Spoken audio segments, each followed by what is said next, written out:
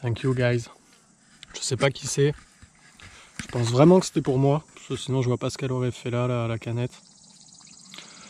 Et je pense que c'est la voiture, genre un 4x4 rouge qui me l'a déposé. Je sais pas pourquoi j'ai ce sentiment là. J'aurais espéré arriver à un spot où ils étaient là, mais non. Du coup, s'ils regardent un jour cette vidéo, peut-être qu'ils souriront en se disant que je l'ai trouvée.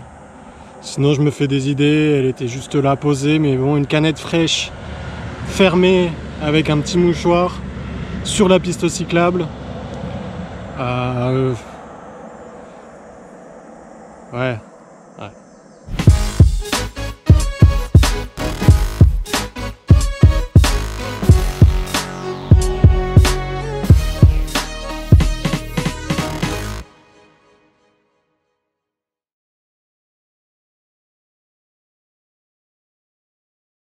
Voilà 23 jours que je suis sur la route et j'ai déjà fait plus de 1130 km à travers le Québec et l'Ontario et je n'ai toujours pas eu de crevaison. Jusqu'ici, tout va bien. Je pars de Sault-Sainte-Marie pour ma première étape le long du lac Supérieur qui est le plus grand lac d'eau douce au monde. Il marque la frontière entre le Canada et les États-Unis d'Amérique. Malgré la pluie, je bats mon nouveau record de vitesse à 52,2 km/h. Je découvre les premières plages et les couchers de soleil au bord de l'eau. Ça faisait longtemps, et le premier me procure un réel plaisir. Je passe ma soirée sur la plage, les pieds dans l'eau.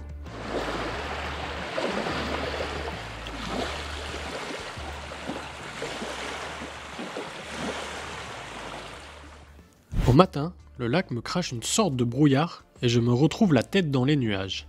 L'effet est plutôt cool et rafraîchissant. Je reprends la route qui est vraiment bien. J'ai de l'espace, et le béton est parfait. J'avale les kilomètres quand je fais ma première pause et tombe sur une cascade digne d'un décor de film.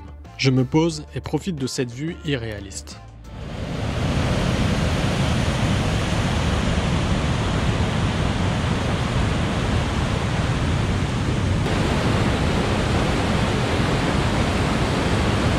Waouh!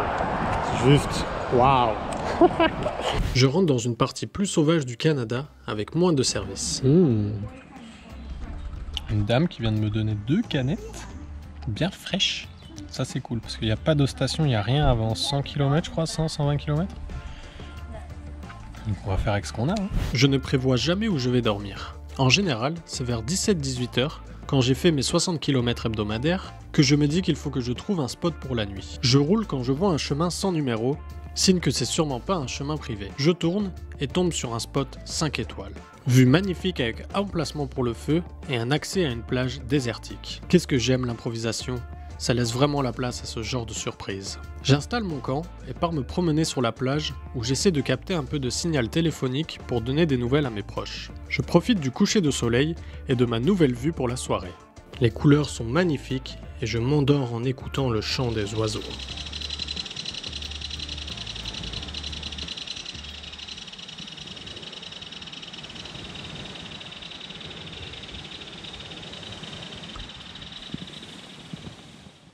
De retour sur la route, avec des étoiles plein les yeux, j'arrive à Montreal River, qui est pour le moment mon plus gros dénivelé. 20 km de faux plat et de montée. Ça monte, hein, de bon matin là. Je pense que c'est la Montreal Mountain, on en a parlé. Alors, il y a une grande montée, une bonne descente, et là c'est un faux plat horrible. Je l'avais vu que sur la carte on rentrait dans les terres, et je me suis dit que si on rentrait dans les terres, c'est qu'il y avait des montagnes, sinon on aurait continué à suivre le rivage. Donc petite pause au milieu du faux plat, ça va être dur de repartir. Putain, l'inclinaison elle est toute petite, hein, ça doit faire 3-4%, mais qu'est-ce que c'est long. Ah, le matin, et qu'est-ce qu'elle est lourde l'autre là. Ah, après la vue, plutôt pas mal. Hein. J'arrive finalement à bout de cette montagne et profite de la belle descente qui suit. Ah, une descente bien méritée. Vu que je suis dans une réserve naturelle, j'ai préféré prendre un petit camping pour ce soir. C'est 10 $ la nuit, hein, c'est pas non plus excessif. Donc je vais vous montrer où je vais aller.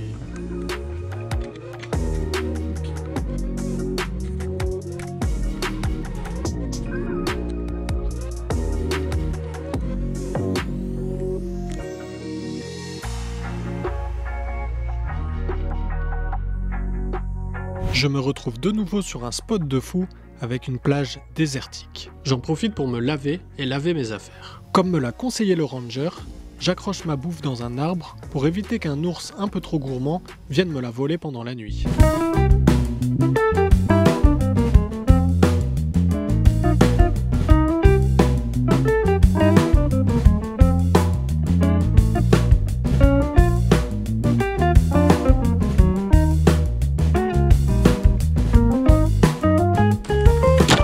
Je passe le reste de la journée à faire du feu et à me promener sur la plage.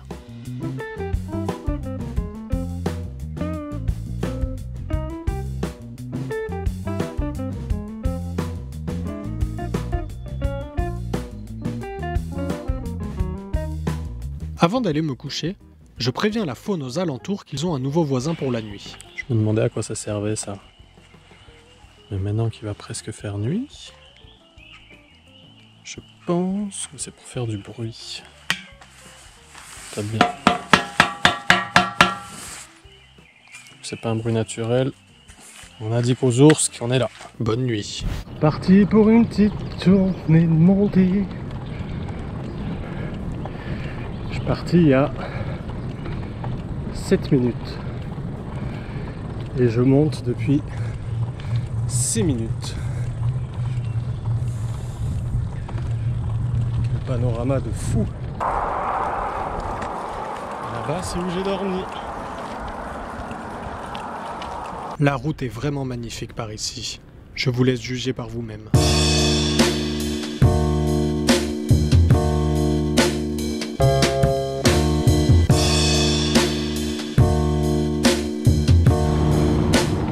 Je continue de faire des pauses dans des endroits tout aussi magnifiques.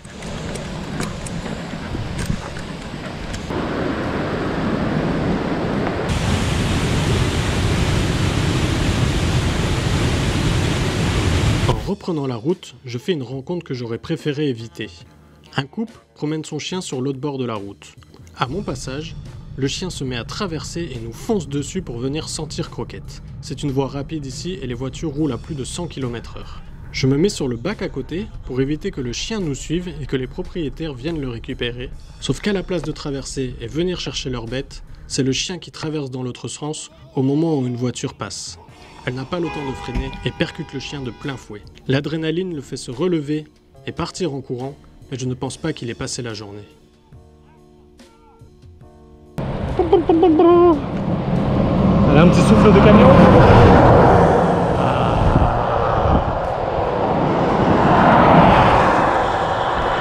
Plus ils sont lourds, plus ils m'aident les camions. Je me fais aspirer. Putain, je rêve d'en attraper un parfois.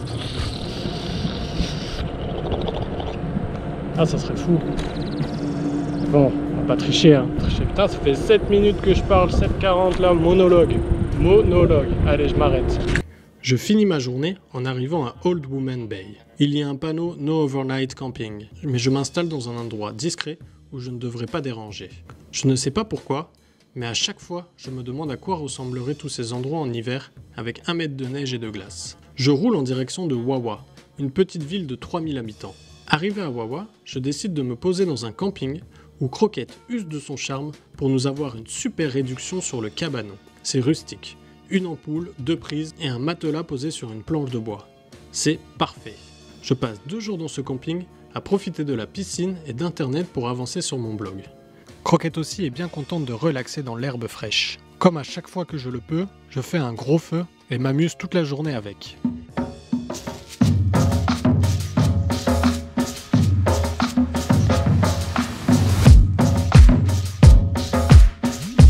Reprendre la route n'est vraiment pas facile. C'est ça le problème quand on s'arrête 2 jours de pédaler. Les jambes deviennent toutes molles. J'ai aussi tendance à repartir trop vite et à me brûler. Je reprends ma route en direction de White River qui n'est vraiment plus très loin. La route est remplie de nids de poules et ça me fait penser aux rues de Montréal. Sauf qu'ici, c'est une voie rapide et les camions passent à 90. Sur chaque panneau indiquant White River se trouve Winnie the Pooh. Et je me demande bien pourquoi. Une fois arrivé dans la ville, je cherche l'explication et finis par la trouver. J'ai trouvé l'homme qui connaît l'histoire. Je vais faire une mini-interview.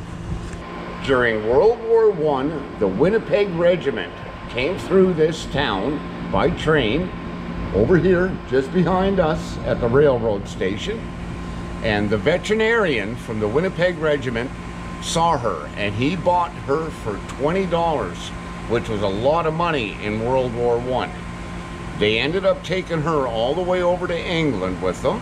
She was their mascot, and because of the situations there, they had to leave her in the zoo. And she ended up living there for over 20 years. And that's where all the stories about her started. Really nice. Thank you, Norm. You're quite welcome, buddy. You will be on my video. Thank you so much, man. Have a nice day. Bye bye. Je reprends la route vers 15 h. En pédalant sur ma bande de droite, je vois une bière qui semble fraîche. Fermée, elle est posée sur une petite serviette blanche pour être sûr que je la vois. Je fais demi-tour pour la ramasser et en effet, elle est bien fraîche et bien fermée. Coïncidence ou pas, j'ai ma première crevaison 5 minutes plus tard. J'arrive à me trouver un petit arbre où je change ma roue en moins de 25 minutes. Changer une chambre à air, c'est comme le vélo, ça ne s'oublie pas.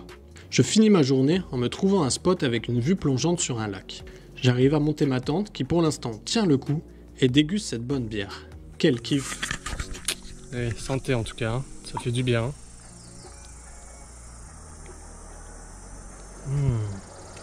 Du coup, merci. Je la déguste avec mon petit spot trouvé pour ce soir. Je me suis mis un peu en hauteur pour avoir de la vue. C'est plutôt pas mal. Avec ma casquette. Je mets ça pour les moustiques en fait, comme ça je peux la dégainer et flac! C'est un peu ma tapette à mouche. Comme ça tu peux... Ah, tu vois, comme ça là. Ah, c'est une bonne technique. Je commence un peu à les connaître, les mouches noires. Elles sont vives, hein, c'est chaud à choper. C'est vraiment dur. Le mieux c'est quand Croquette est à côté de moi. Elle se pose sur Croquette ou elle tourne autour et là je peux les dégommer. D'ailleurs je la vois, là il y en a deux qui tournent autour d'elle, elle est en train de devenir folle. Voilà une petite bière, ça fait 2-3 semaines. Ah, elle va bien passer, elle passe bien d'ailleurs. Et bonne soirée. Hein. Si cette vidéo vous a plu, vous pouvez retrouver l'ensemble de l'aventure en détail jour après jour sur mon blog à l'adresse suivante.